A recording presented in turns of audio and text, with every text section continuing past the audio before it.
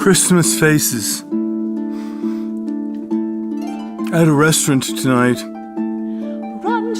a group of 3 men came in, and the youngest, maybe 18, loudly stumbled on a single step to the dining area. I guess I'd say he was 90% blind. His 2 companions didn't help him, more out of respect than for any lack of caring for him.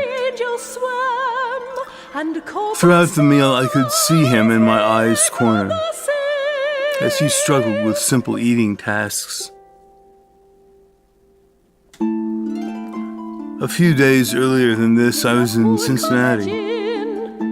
Sandra, a waitress at Price Hill Grill, was alone, cooking and waiting tables for maybe 10 of us, all by herself.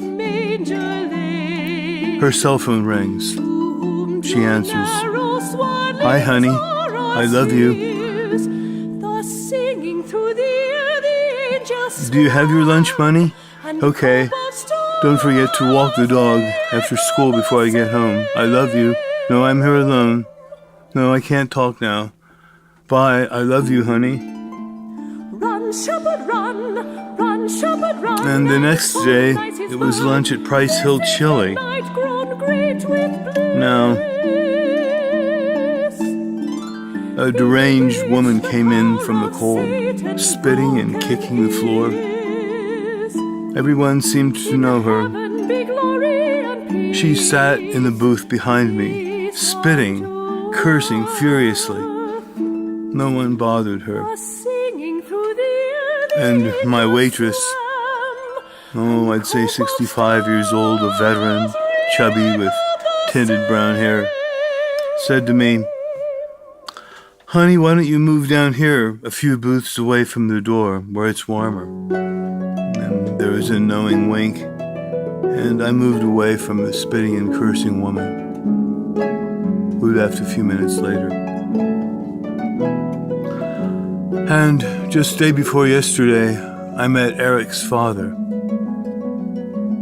a distinguished European man whose gaze, sizing me up, marked his keen intelligence as much as his patrician bearing. I would set him apart in any crowd, as I'm sure anyone else would with eyes to see, or anyone with a practiced eye.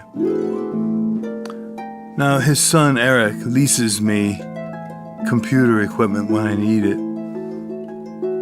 And Dad, well, it seems that Dad developed some early computer chip for NASA, and today fixed his son's computers like child's play, learning that I was a musician.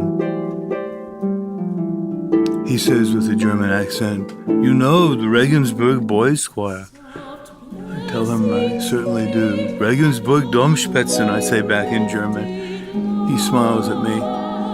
Isn't it wonderful, this MIDI?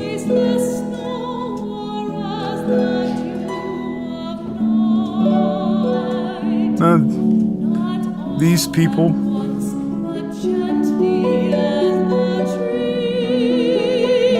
that I've met during my days sleep tonight,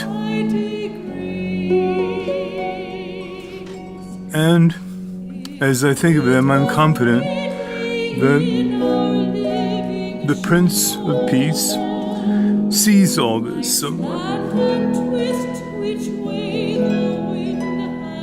somewhere far off, and watches over us as we sing of his birth.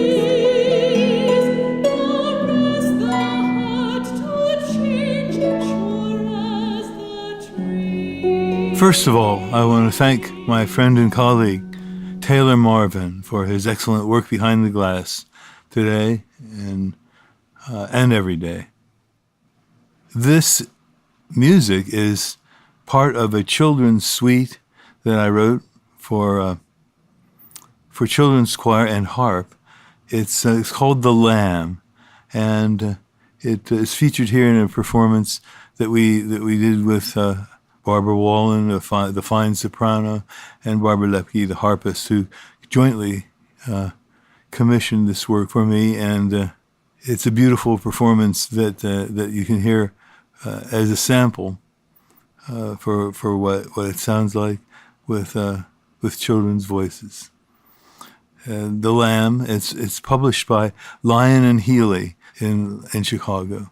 I'd like to encourage you to check out my website and to order my new book, The Fire of Prometheus, it's called, and that's at www.johnkuzma.com. This is John Kuzma. Music for a While. Shall all your cares beguile.